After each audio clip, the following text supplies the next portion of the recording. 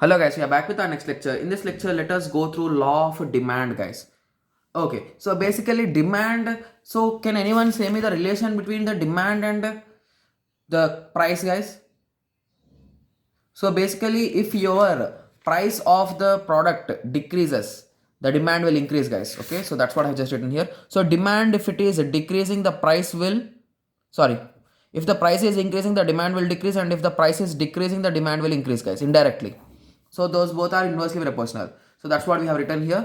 So it states that other factors remaining constant, the demand for a commodity expands if there is a fall in price and contract if the price rises. So that's what I have written it again, guys. So in our language, that is, when price increases, the demand of the commodity decreases. When price decreases, the demand of the commodity increases. So we can write it in this way: price of commodity is inversely proportional to quality of demand. Fine.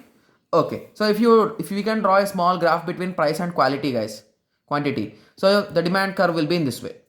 So for this you will be having this, for this you will be having this, but the values will be this constant. Fine. Okay, so in this also we will be having some assumptions, guys. I told you all the factors should be kept constant. So what are those factors? So now let us go through them. Taste and preference of the customer should be constant. No changes in the income of the customer. Price of the related goods should also be constant, and there should be no fashionable or any trending things that are happening.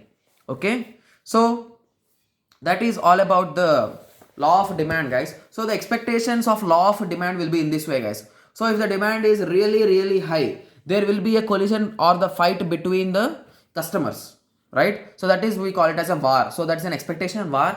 If there is any shortage of the good, then it leads to a war between the customers. Okay, depression. So if you are a company, if you are owning a company and you have created the world's best device which is of really costly, so if it is really costly, will anyone buy it, guys? But you invested a lot in creating it or discovering it or manufacturing it, so then you will be in depression. So that's what this depression means.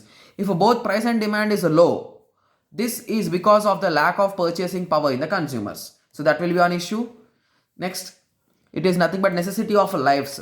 So whatever are the necessities of life, like food, water, clothes, so these will never affect due to this demand, guys. Even if the price is high, the demand will also be in the same situation like the previous. So I hope everyone got a small idea on this. So in the next lecture, we'll be going through elasticity of demand. Thank you. Thanks for watching.